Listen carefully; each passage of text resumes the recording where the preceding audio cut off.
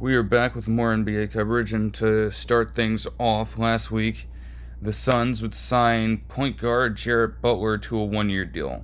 Now, honestly, given how his entire career looks right now, he started just 19 games at this point and hasn't really gotten the maximum opportunities he probably should have been getting in other spots to this point of his career. He's appeared in 148 games over the course of his career, while averaging just about 6.7 points per game at this point, on 45% shooting and 34% shooting from deep. Given how he has normally been utilized on these rosters, I would have thought that the Suns were just going to make him a backup, and with their team being constructed the way it is at this point, there's probably still a great chance that Jared Butler is just going to be a backup on this team. However, if his half season in Philadelphia suggests anything, there could be a chance for him to get an expanded opportunity with this team. In 28 games with the 76ers last year, he averaged 11.5 points per game with 1.1 steals per game and 4.9 assists per game on 42.6% shooting from the field and 35.2% shooting from deep. Now again, it's a limited sample size, and at this point the 76ers did not have much to play for and didn't have a lot of bodies to play for them at this point. They were so injury riddled last season as a team. Maybe Jared Butler is a player that shouldn't be getting that many opportunities with any team at all. Still, he made the most out of his role with this team. And now you're coming into a Suns organization that doesn't really have a true point guard at this point. Maybe Jared Butler in this role could be a sort of six-man for Phoenix next season. And I feel like if they can have him ascend into that kind of player for them on such a short-term deal, the world is really their oyster. I mean, if he doesn't pan out, he doesn't pan out. It's a one-year deal, not worth a ton of money. You don't lose much of anything. But if he does play well for you, you could extend him and still have him on a very cheap contract. He's not going to be a player that commands that kind of money, even if it is a longer deal that we start discussing in the next offseason potentially. It's all dependent on his performance. And if you can get that for the low, because honestly that's the situation the Suns are in right now, with who is still on their payroll at this point, you've got to make the money work where you can. And this could be a cost-cutting measure that does pan out for them. But we'll see how it goes. The Clippers would sign TyTy Washington Jr. It's pretty interesting because we're just talking about a player who was picked up by the Suns, ironically last season, although only for a few games. TyTy Washington Jr. played with the Suns. And the numbers, even with these being in limited minutes, were just not very good. Like, throughout his entire career, his efficiency has been shot. Even if he is coming in, averaging just 3.3 points per game in 10.5 minutes. The fact that you were shooting 34.7% from the field and 23.4% from deep in your career, that's not a great combination. And I don't really know what the Clippers are expecting from this. I mean, there is a good opportunity for him. It's a short-term deal, and, having Chris Paul back on that squad and James Harden as well can certainly give him a lot to learn from, I would imagine. Also, he did pretty well in the Summer League. But even with all of the potential game that Harden and Paul could give him, even with him doing that well and lighting it up in the Summer League, the question, as it always seems to be for him at this point, is he going to have all of that translate to the NBA? Because we haven't seen it yet to this point. Like, it's a respectable move, but if you're thinking about how this will do for them in the future, there's no way to truly determine that right now. But only time will tell from this point. The Bulls would sign Billy Donovan to a contract extension. And it's like, I have just a very conflicting view on this. I mean, on one end, like, in his entire career, he's proven to be a good coach. And, I mean, I guess when you look at it from the Bulls' perspective and from Billy Donovan's perspective, there might not be too many other teams out in the league who would take him on at this point because they're largely set at the head coach position at this point. You know, even if Billy Donovan might not always be considered to be in the upper echelon of head coaches, at the very least, he's been reliable enough for all this time, and to have a coach like that, of that caliber on your roster, will benefit you more often than not. From that standpoint, it's a solid move. But on the other hand, the Bulls have been stagnant for pretty much his entire time there. They only made one playoff appearance in his tenure, and that came in the 2022 NBA playoffs where they got first rounded by the Bucks. Outside of that, they have also only gotten one winning season, with that being the same 21-22 NBA season. And it's just been mediocre all around. Like, they've literally been in the 400 games that he's coached this team, 195 in 205.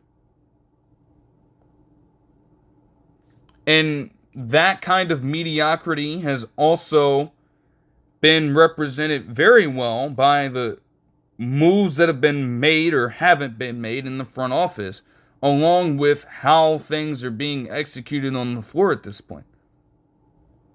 And that stagnation looks to be continuing for quite a while. Again, maybe this isn't on Billy Donovan at all, but it feels like something has to change, just generally. And it's clear that, the roster has definitely gotten revamped at this point, but some of the same guys in the front office are still there, and then you're keeping a head coach there who just hasn't been successful with this team whatsoever. Like, there's no way you can look at me and tell me that 5 seasons of mediocrity is success.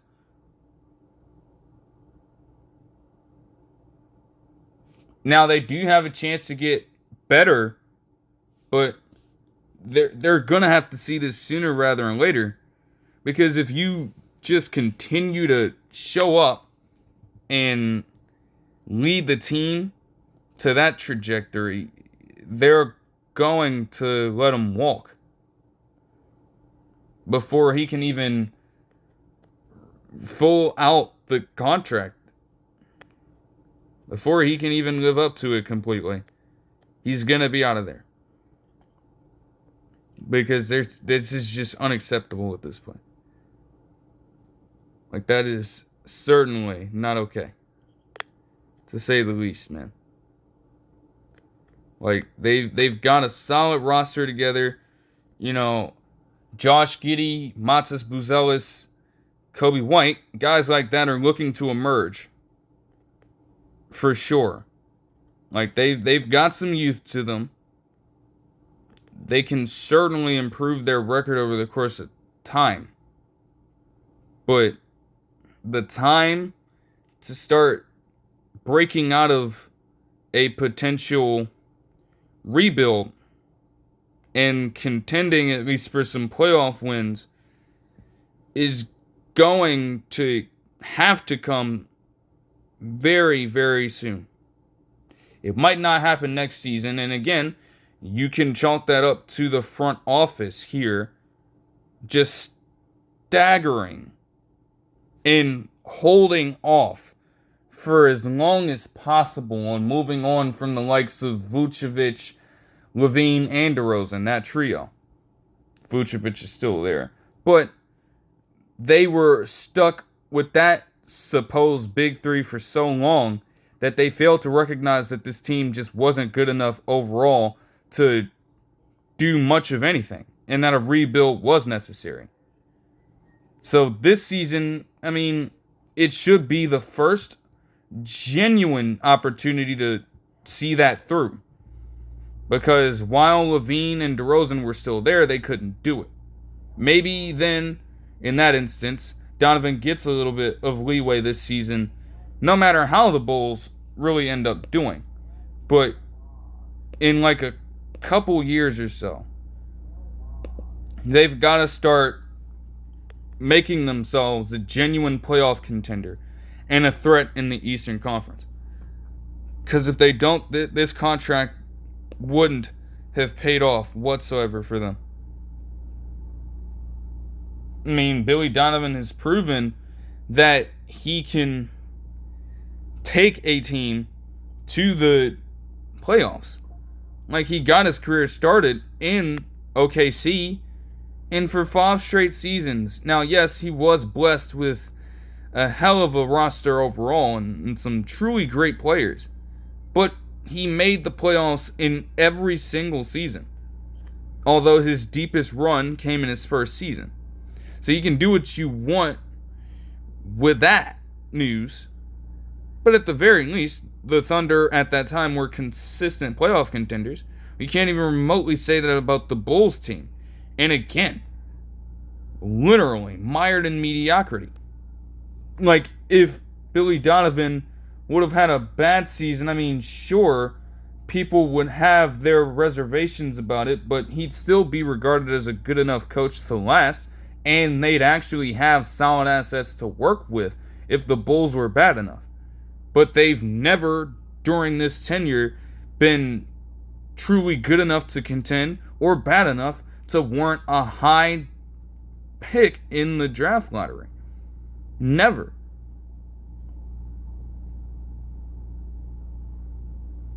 So, again, you can't blame Billy Donovan for all of this. The team certainly has to figure out which direction they're willing to take. And honestly, by signing Billy Donovan for an extension here, you are kind of alluding to the notion that you want to become a playoff contender. That's what it sounds like to me with you making this move. It seems like that's the direction you want to trend in. So don't let other actions throughout the course of the rest of this offseason and the trade deadline suggest otherwise, because the cycle would literally be repeating at that point. You'd be doing the same thing over and over and over again. This is the problem. And then there'd be a situation in that moment where you might make Billy Donovan out to be the scapegoat when it's truly undeserved. Like, he's a damn good coach. He's doing everything he can. But Donovan isn't a sort of de facto GM for this team. He has not proven that throughout the course of his coaching career. He's definitely had some level of influence, but he's not that kind of coach. And so all the supporting pieces around him need to do their part in order to make this thing truly work. So that's my take on this, though. It's a solid deal, but there is just so much that goes into it. On Tuesday, it would be announced that Tom Cousins, the original owner of the Atlanta Hawks franchise, would pass away at the age of 93. As they state in this presser here, he was actually one of the most pivotal figures in the organization's history because, as this quote states right here, Mr. Cousins, along with former Georgia Governor Carl Sanders, purchased and moved the Hawks from St. Louis to Atlanta in 1968, affirming Atlanta as a major metropolitan sports city and hub for the Southeast. End quote. Like, that's honestly pretty damn special. And to be honest, when you're talking about them becoming a major sports city in the southeastern United States, that was true, to say the least. I mean, it felt like as the Hawks were starting to take off down there, the Falcons were too. And other sports over the course of the years to follow would end up following that exact same guideline to success in that region. So, if the Hawks were never a successful franchise down there, even though they have not won an NBA title as an Atlanta team, you can argue that their presence in that city influenced pretty much every other sport. Like, even if you aren't necessarily a Hawks fan and more of a fan of another team based in that city, there's a chance that your favorite player from one of these eras on one of these other teams would not have even been a part of any Atlanta organization at all, if not for that being established first in 1968, partially by Tom Cousins. So that's pretty special stuff.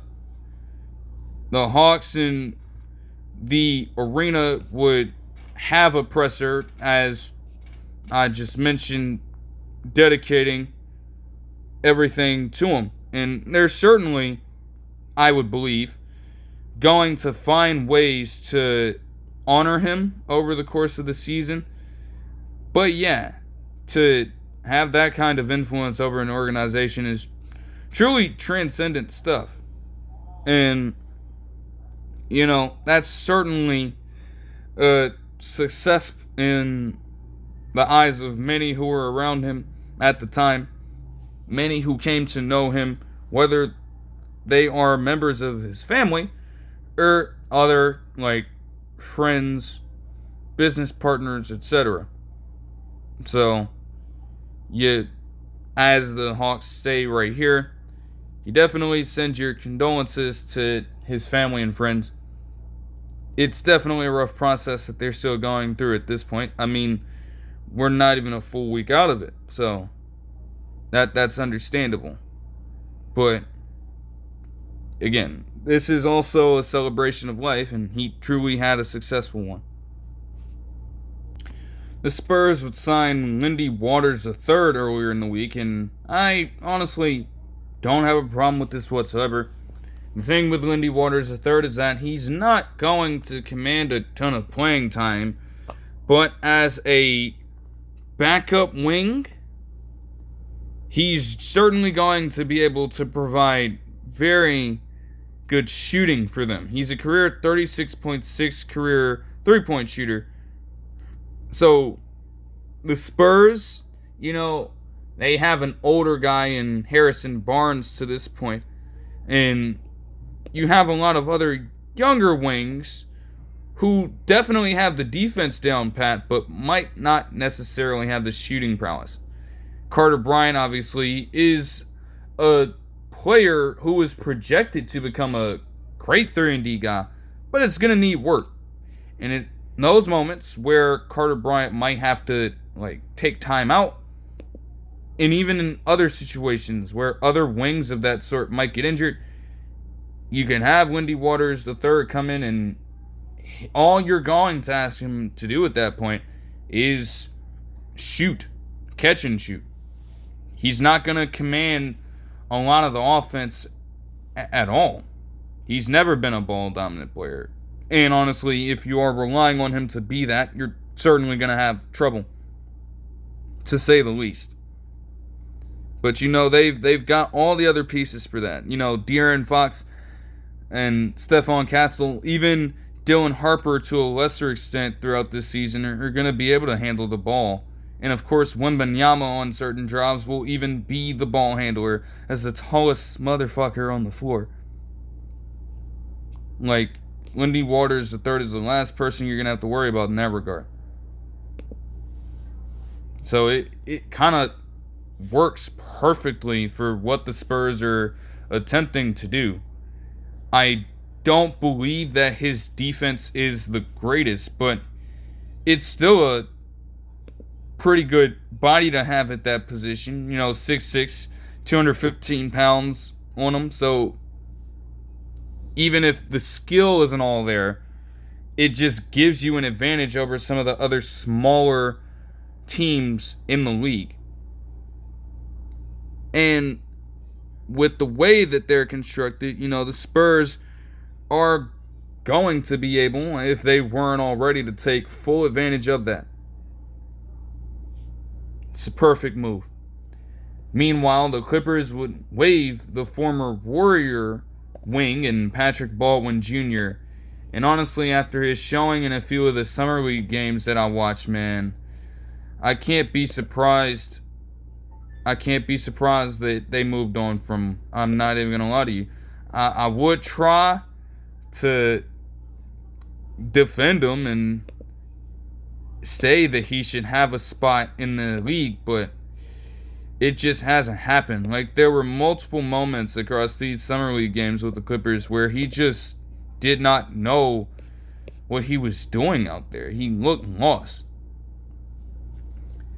And for a player who, although in just a few games per season appeared, generally speaking, and had solid splits but nothing too crazy, still you had 93 games of NBA experience to this point, and he literally did not know how to run an offense. He did not know how to do much of anything on defense as well. These players were just getting right past him or forcing him to make stupid mistakes that were honestly avoidable.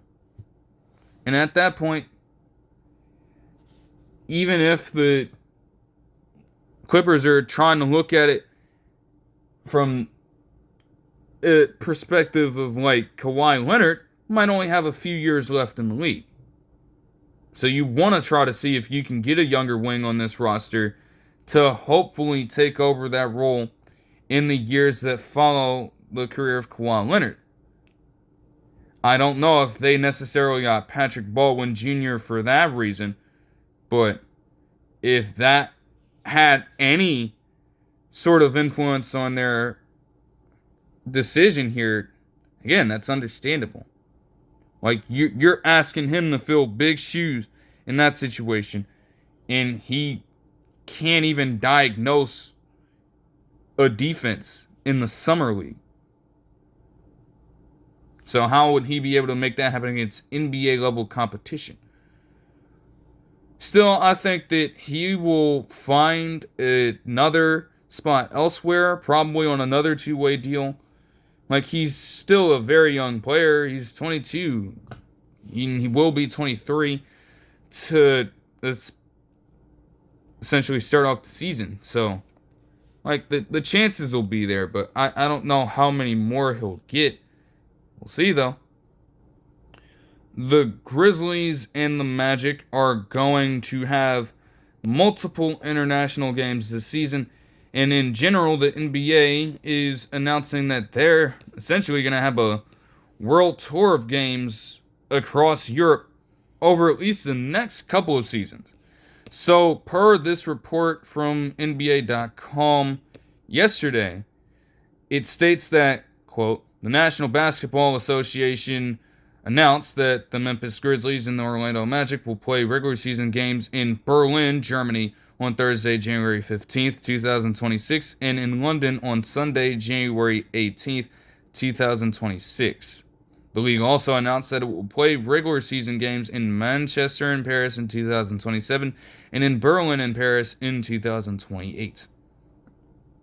Now, the teams for those other 2 games per year in 27 and 28, they haven't been announced yet. They will be announced prior to those seasons.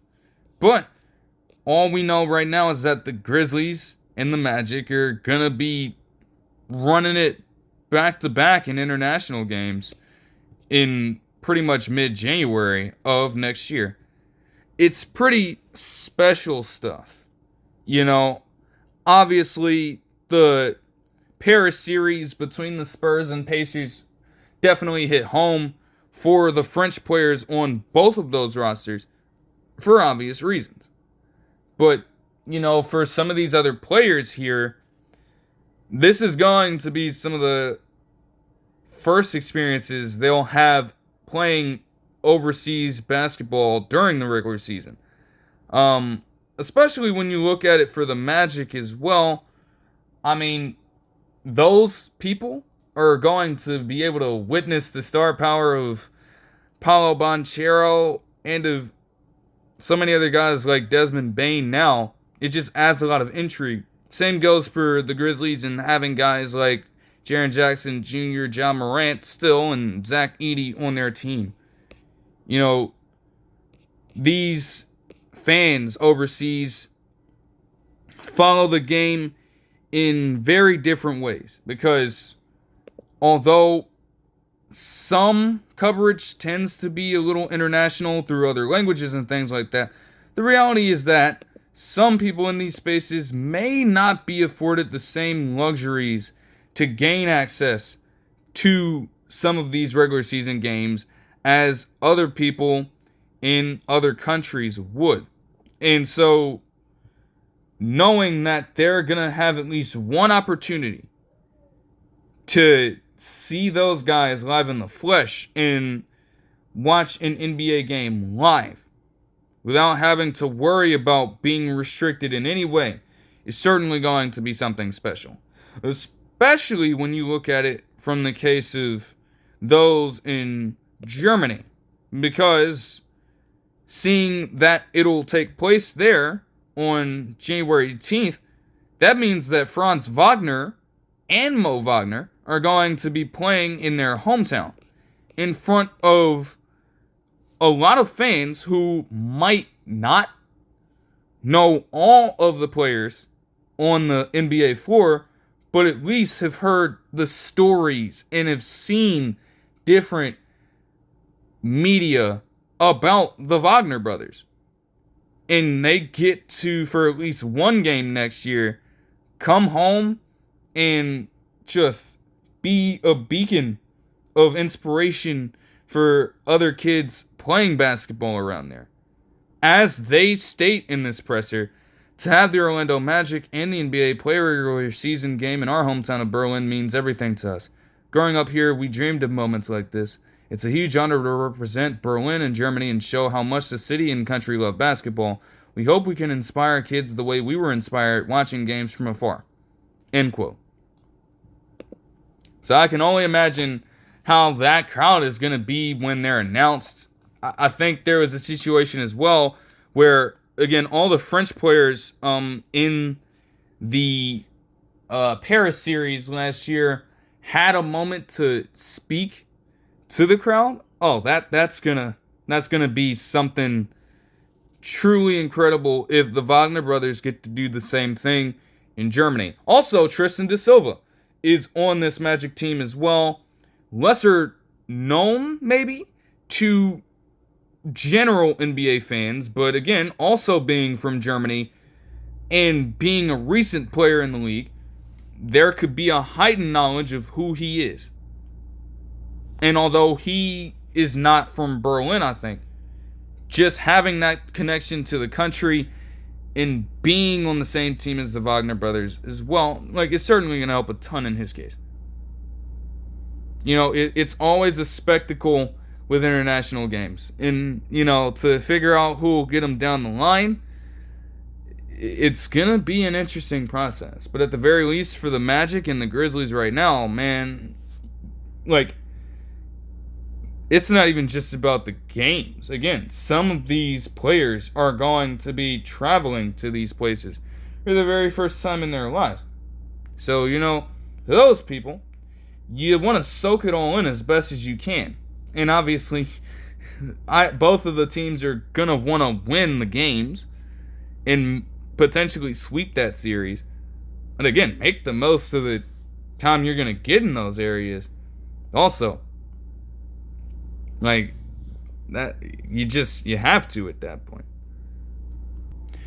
Speaking of people trying to make the most of their situations, when you get into a league like the NBA and you acquire all of these high paying contracts over the course of your entire career, no matter how long it may last, you're gonna have those people who will be smart with their money, invest in the proper, companies, other businesses, maybe a few other sports teams, and see their stake in an organization increase over time and time, then pull out of that deal and accrue even more wealth, making your money work for you, if you will, right? You'll then have other people just blow it all on some of the stupidest shit imaginable and just have all of their money wiped away from them in just an instant. And then you'll have people who kind of balance it in ways. They'll have those moments where they're smart, and then they'll also have those moments where, whether it be just to, flex or just to be as reckless as possible, to just get into whatever it is they possibly can with their money. And I feel like both of these players fit in that box, because I heard both of these situations go down back to back, and I am still just wondering what exactly Gilbert Arenas and Marcus Morris Sr. were fucking thinking about. I'm dead ass. I still don't even know to this point. I saw the headlines, I read a little bit about what happened in both of these cases, and I'm still just lost completely. It's like, oh my goodness, dude, what? Again, all these things that I'm about to get into are allegations. So do with them what you will, but if all of this is true, it's just not a great look for either one of these two. Let's start out with Gilbert Arenas, because he is definitely a person that likes to gamble. That's been proven by literally an incident in the past involving him and Javaris Crittenton pointing guns at each other over money. That's already been proven. And also on his podcast, Gil's Arena, they have sponsorships with different gambling sports books. So that connection is pretty obvious. But it seems like with what he got himself into here, he treaded into illegal territory, because allegedly he would be arrested on Wednesday along with 5 other people, and there is a 6th other person in question, but they're searching for him right now, according to this article from the Los Angeles Times. Nevertheless, he was arrested along with these people for, quote, allegedly running high-stakes poker games in Encino that included hiring women to provide companionship for gamblers, court records show, end quote. Now again, literally, do with your money what you will, but at the same time, you gotta know that whatever it is you might be trying to do could have consequences that you aren't fucking ready for. So when you're out here, again, allegedly, doing all of this stuff, you gotta try to use your head. Clearly in this situation, Gilbert Arenas, if all of these things are true, certainly did not. Again, you're doing all of this for money, but you're not even letting anything else influence your judgment at all. You're just focused on money, and that's just not a good spot to be in if you're Gilbert Arenas here. Now, this situation does date back a little bit. It's not like this just happened. This goes back some years. According to the article, Arenas, 43, rented out an Encino mansion that he owned between September 2021 and July 2022 for the purposes of hosting high-stakes illegal poker games, according to a news release issued by the U.S. Attorney's Office in Los Angeles. Players were charged a rake or tax to play, in addition to whatever they bet into various pots, prosecutors alleged in court records, end quote. Now again, for those who tend to gamble and shit like that, I wouldn't honestly know about this, but it feels like there are a number of situations, whether you're playing poker or pool or any type of gambling match you can think of, that literally force you to pay a sort of fee or a quote-unquote rake, as they say here, to enter into one in the first place. It feels like that's a common practice. But again, to have this kind of money that they're pushing out on the line as it is, and then forcing them to pay more up front, that's already very fishy stuff. Then, again, not to mention all of this is just going down in ways that it absolutely should not be. It's not good whatsoever. So, with a culmination of all of that, the charges being levied against him are fairly serious. As the article states here, Arenas has been charged with conspiracy to operate an illegal gambling business, operating an illegal gambling business, and making false statements to federal investigators. End quote. Like, from what it seems like, in terms of the length that these crimes would potentially get him in prison, it don't appear to be all that much, but still, with you already being 43 years old, to have any time away from your family and others around you, like the very people who are on the Gills Arena podcast with him, it just would hurt everything. I mean, say what you want about the views expressed on that podcast, but they do numbers over there. And everyone there is benefiting in some way, whether it be Nick Young, whether it be Kenyon Martin Sr., whether it be Brandon Jennings, and whether it be Rashad McCants. All of them have gotten massive amounts of exposure from just being on there with him. And that would legitimately hurt him if operations had to cease due to this. His family, on a larger scale as well, has already had a tumultuous year as it is, especially his son. And this is what I first thought about when hearing this news. Like, just a few months earlier, it was reported that Elijah Arenas was in a coma. Now, at this point, after everything passed, he ended up being okay. He woke up from the coma, but all that happened after a car accident earlier, with his literal life on the line. Now, they expressed that they were glad he was okay at the time as well, but again, if you are in prison, how are you going to be able to consistently check up on him to make sure he's getting the proper recovery he needs? Because apart from that incident, there's also a report later in the year that stated that Elijah Arenas will miss at least the next, I think, 6 to 8 months with injury. So there's just a lot going on with him right now, and he's gonna need his father around to help him get right.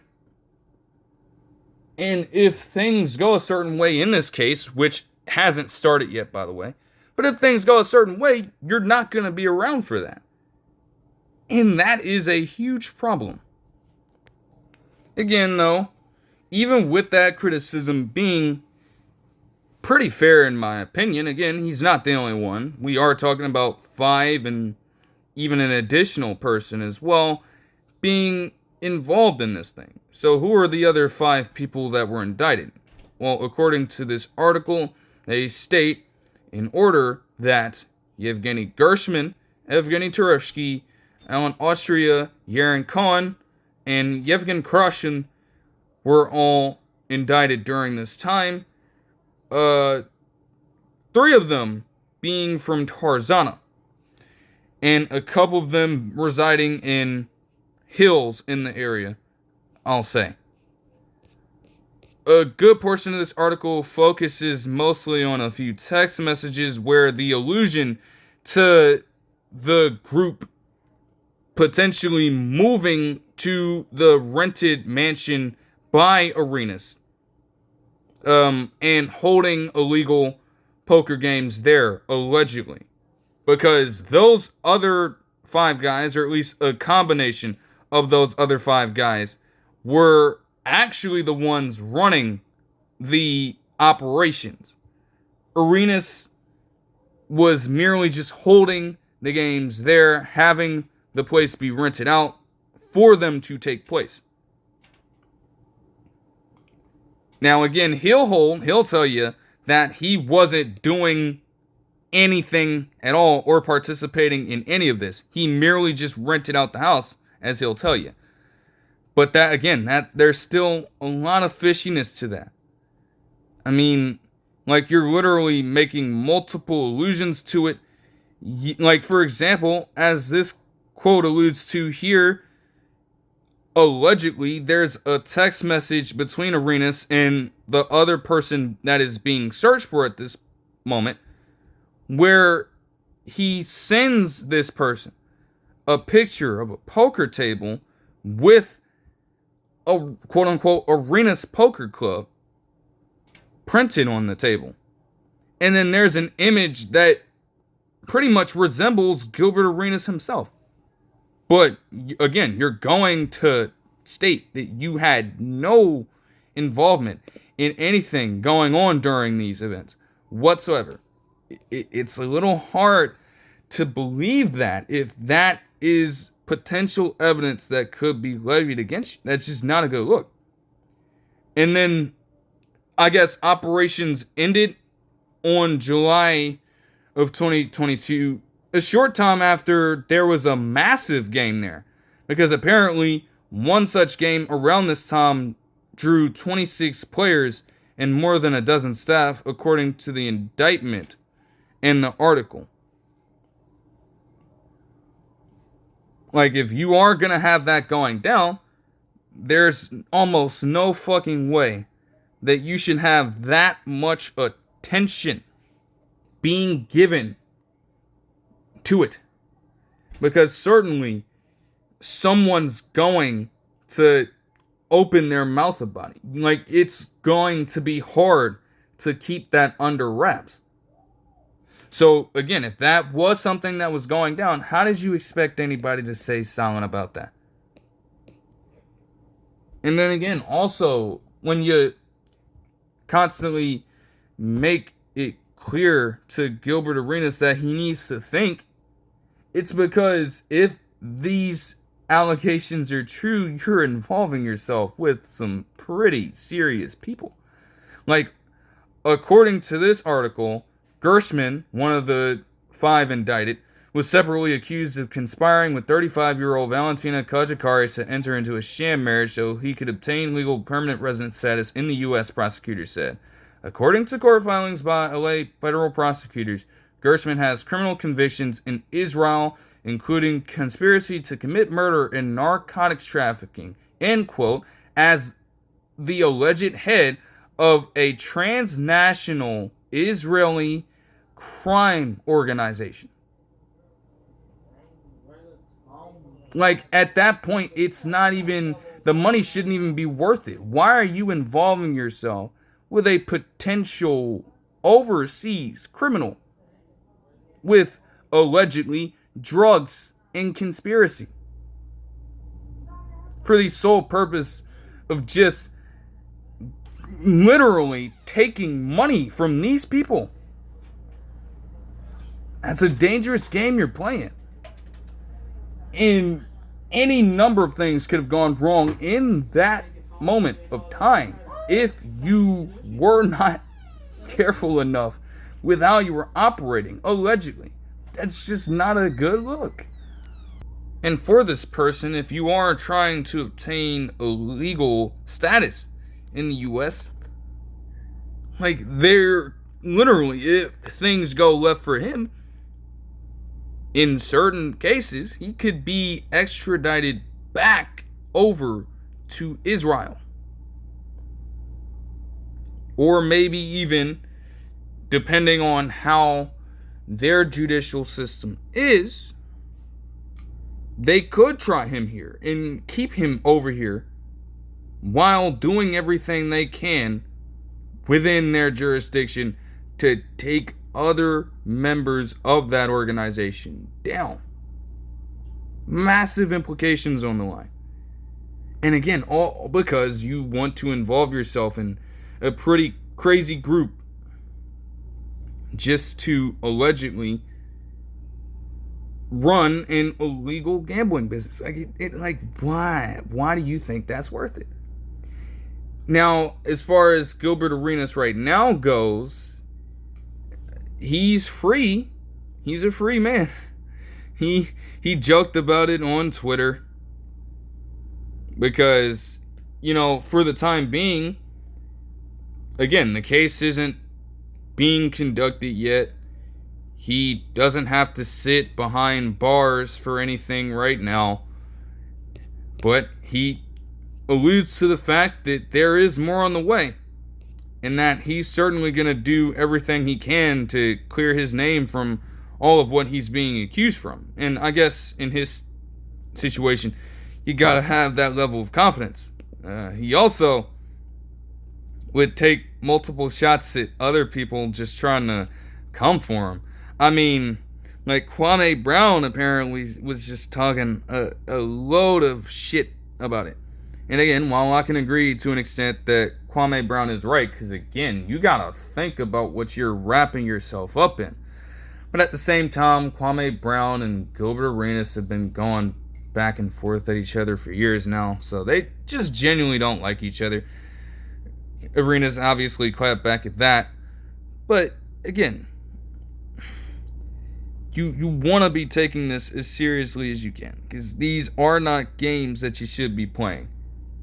As this article from Bleacher Report states, essentially, Arenas' trial is set to begin on September 23rd, and he faces a maximum of 5 years in prison for each of the 3 charges against him if found guilty.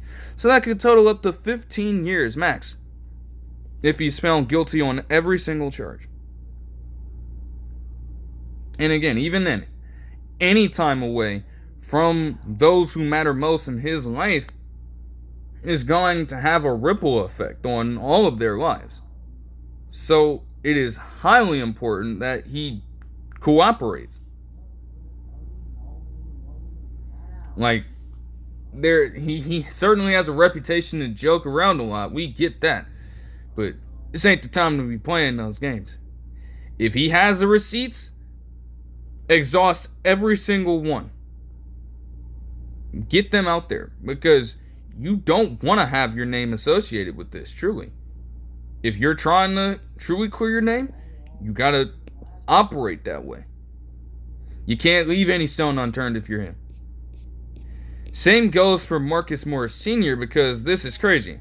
Now, apparently, according to both of the Morris twins, there's a lot of weird language surrounding this one. He would be arrested in a South Florida airport on Sunday, per this CBS Sports article on the matter. And he was apparently charged with fraud for a check made with insufficient funds relating to a casino debt. So it's just very weird. Like, how can you have a fraud charge related to a casino debt? Already sounds crazy from the jump. But one thing about casinos, they're going to do everything they can to maximize their profit.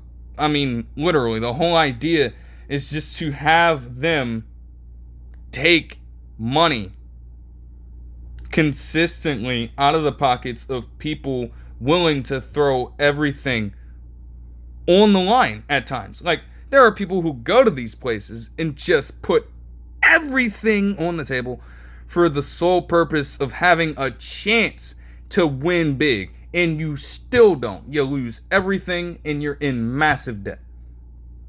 Like, the plan for a casino, I would assume, is to ensure that on a nightly basis, and even past that, you're making more money than you lose consistently.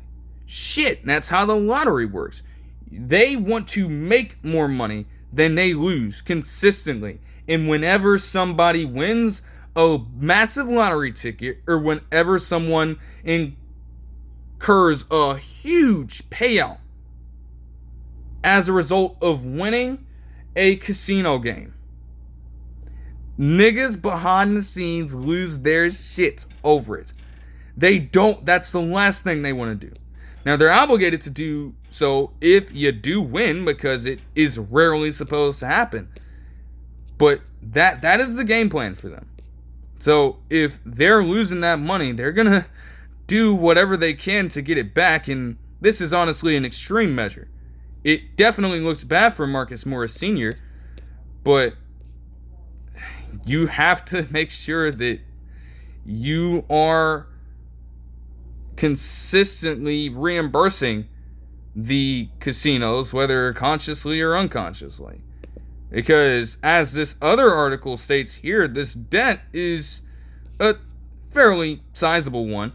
According to an article from NBC Sports, that amount of money is $265,000, according to court documents reviewed by TMZ. Morris reportedly got a marker for $115,000 from the MGM Grand Hotel and Casino in May 2024, and in June of that year got a $150,000 marker from the Wynn Hotel. In both cases, Morris gave the casinos a bad check to cover the money owed, and those bounced checks led to the fraud charge for writing bad checks and the arrest. Because of the sums involved, these are felony counts. End quote. Again, for a casino, that's a small amount of money. But again, they will stop at nothing to ensure that they get it back. So this case could honestly take a very weird turn. And, maybe Marcus Morris Sr., by the end of the case, is not really going to be as guilty as people would believe by the wording of some of the initial reports. But you're just looking for this case to be resolved as soon as possible, because it's just going to keep unnecessary attention on the matter as long as there is no resolution to this. And it is an interesting tidbit as well to address some of the other aftermath of this. There are people saying that the connection between all of the players dealing with this now and their appearances on First Take here have definitely just got some ring to it, I guess. And I mean, from that standpoint, you can see why people are making this up. Even Gilbert Arenas joked about it. But in reality, I'm just gonna say this right now. I mean, you can joke about it a little bit, but at the end of the day, even if they so much as appeared on the show, whether all of these are allegations, and in some cases maybe not, the fact of the matter is that these people involved themselves in these situations on their own. I won't necessarily say that they willingly did so, because again, a lot of the language surrounding it does allude to the notion that there is at least a chance that they were forced into these matters. But at the end of the day, they did this independently. In no way, shape, or form could they have possibly been influenced by just being on First Take to then involve themselves in all of these things. Right? Like, that's just a silly argument. I mean, for crying out loud. Like, Gilbert Arenas, again, if you're doing that allegedly between 2001 and 2022, that is certainly on him.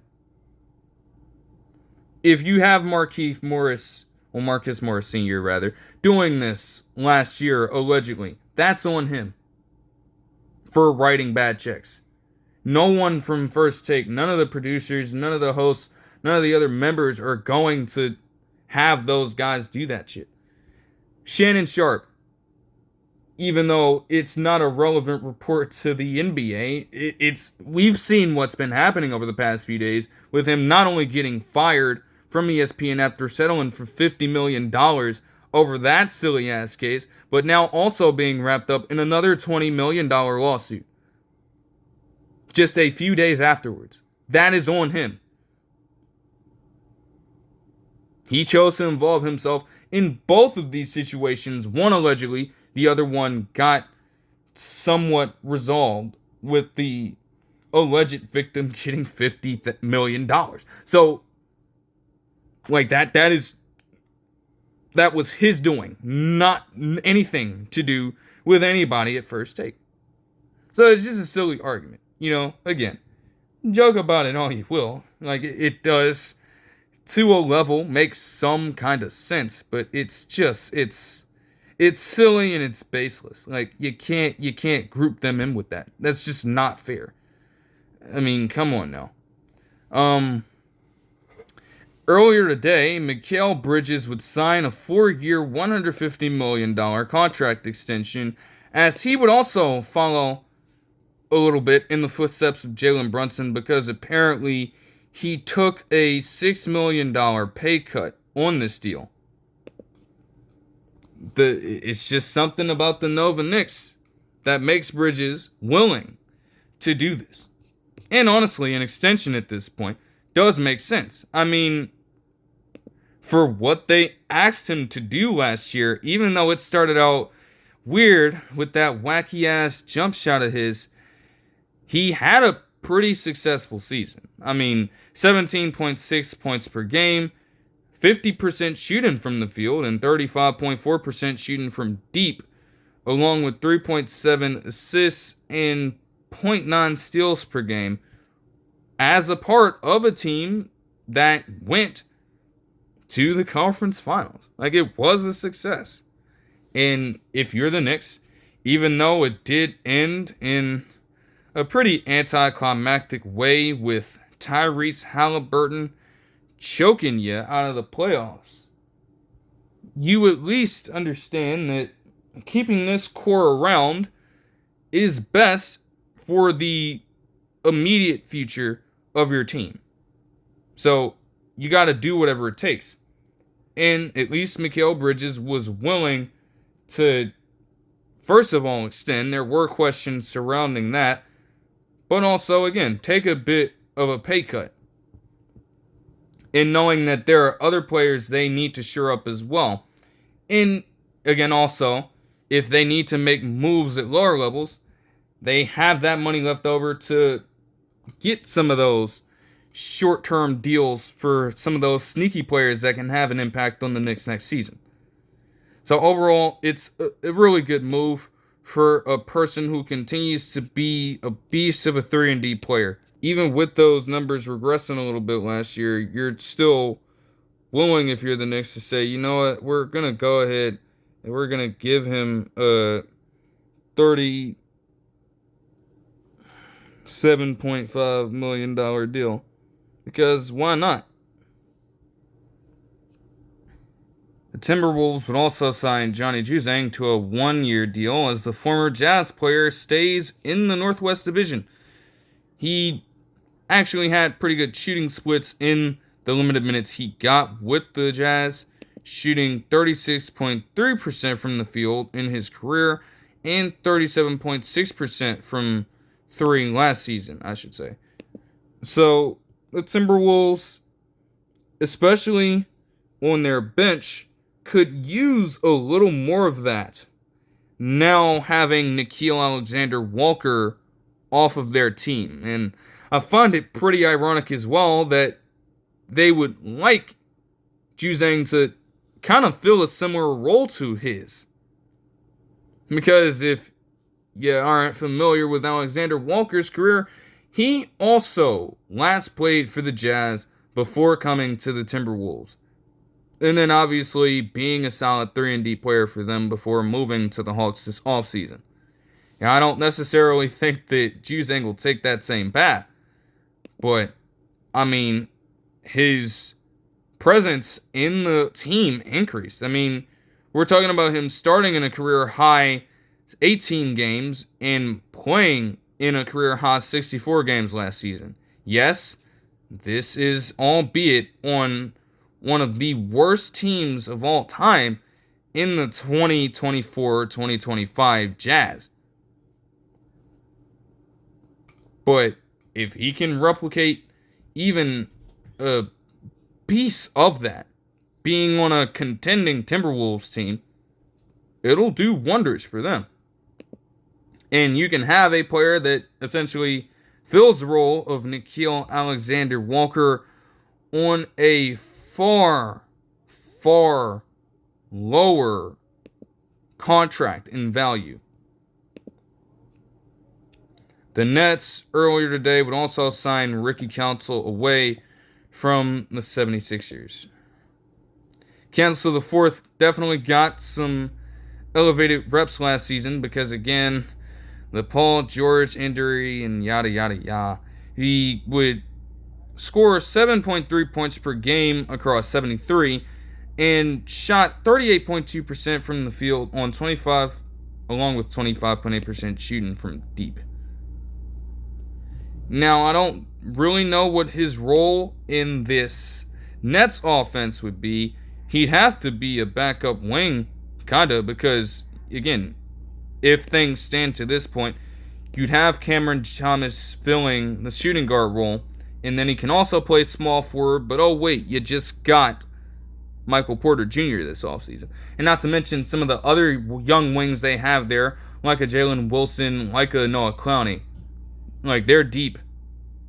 So it's going to be hard to find Ricky Council IV those minutes early on. But I think with time in the regular season, they'll come. And I mean, Jordi Fernandez, even with him being in his second year as a head coach for the team, is still relatively fresh. His system is still a relatively new one. So it'll be hard for anyone to learn who hasn't been there already. And that does give Ricky Council IV an upper hand over some of the younger pieces, especially the litany of draft picks that they had this offseason and acquired in the NBA draft. Like, he'll probably get some playing time, but I can't really expect much right now. At the very least,